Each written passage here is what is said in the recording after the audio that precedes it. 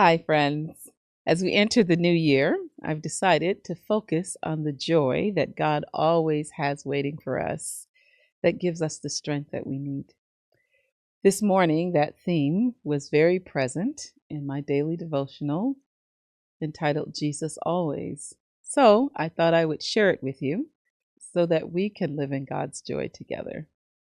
It is impossible for my followers to be joyful and afraid at the same time.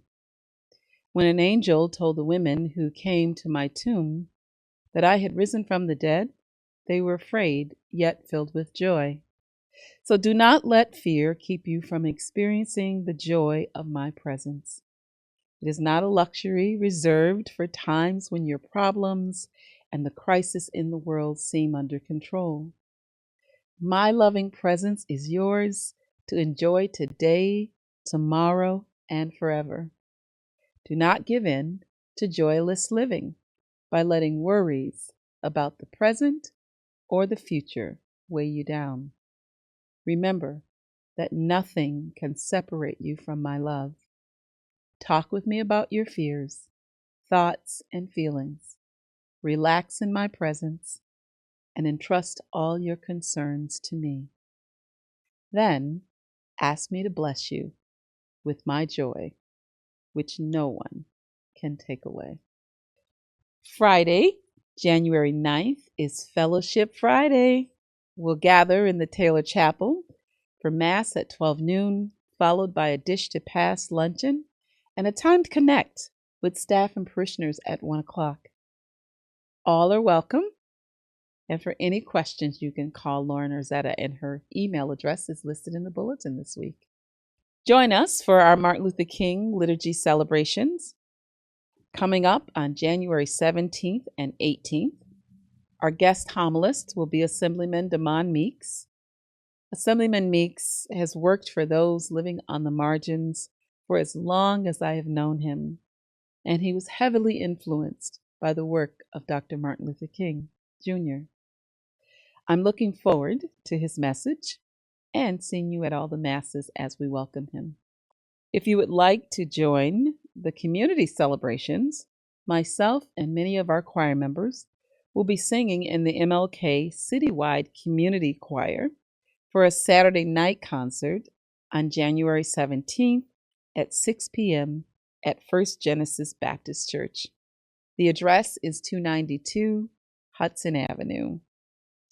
Hope to see you there. The week of January 19th is Spiritus Employees Wellness Week for our staff. Our staff works incredibly hard all year, giving 110%, and making an investment into their wellness collectively feels like the right way to begin the year. The office will be closed for the week with wellness events planned for them as a team, and there will be no daily masses that week. You might consider scheduling a wellness activity for yourself that week in solidarity with the staff. Save the date. Our next family liturgy is Saturday, January 24th, and Sunday, January 25th.